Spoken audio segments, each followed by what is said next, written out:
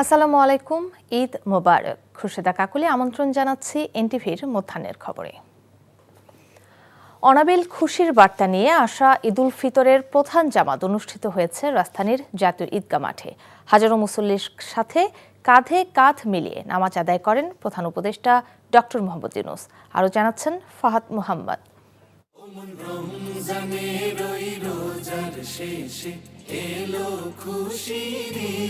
রাজধানীর সব পথ যেন মিশে গেছে একটি পথে। জাতীয় ঈদগাহ মাঠে প্রবেশের দীর্ঘ সারিতেও ছিল আত্মীয়তার স্পর্শ, ভ্রাতৃত্বের বন্ধন। হাজারো মুসল্লির পদচারণায় কানায় কানায় ভরে ওঠে জাতীয় ঈদগাহ।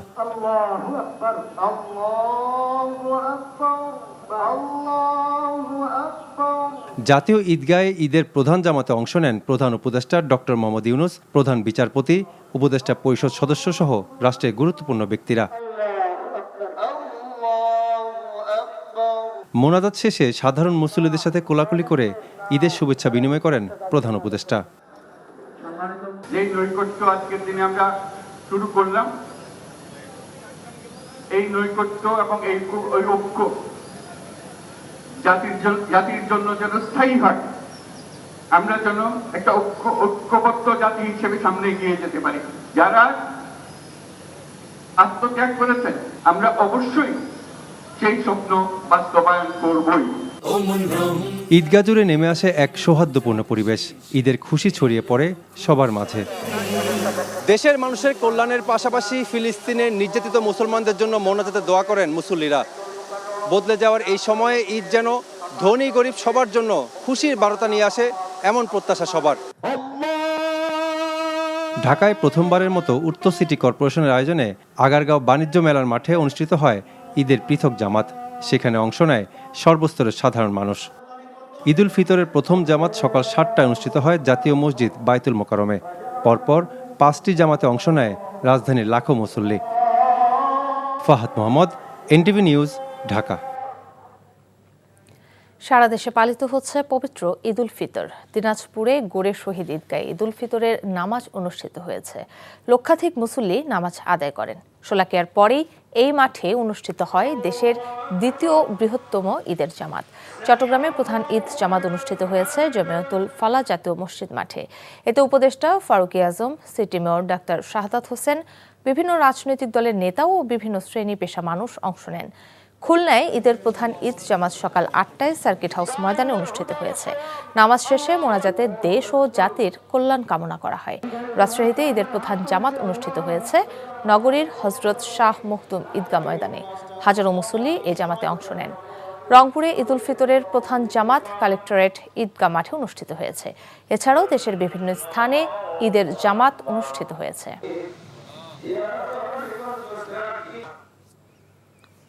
প্রথমবারের মতো ঢাকাবাসীর জন্য আনন্দ র্যালির আয়োজন করে ঢাকা উত্তর সিটি কর্পোরেশন।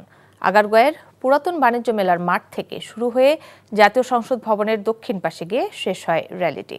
রিপোর্টে আরও জানাচ্ছেন হাসান জাবেদ।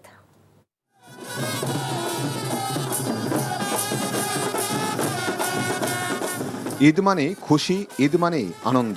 সেই আনন্দে যদি বাড়তি যোগ হয় ঢাক ঢোল আর বাজনার তাল, সাথে থাকে সুসজ্জিত মুঘল আমলের মতো ঘোড়ার গাড়ি, তাহলে তো আনন্দের ষোলকলাই পূর্ণ হয়। বহু বছর পর মুঘল আমলের আদলে আয়োজন করা হয় এমন শোভাযাত্রার। 400 বছর আগের ঐতিহ্যকে স্মরণ করার চেষ্টায় আনন্দে মাতেন নগরবাসী।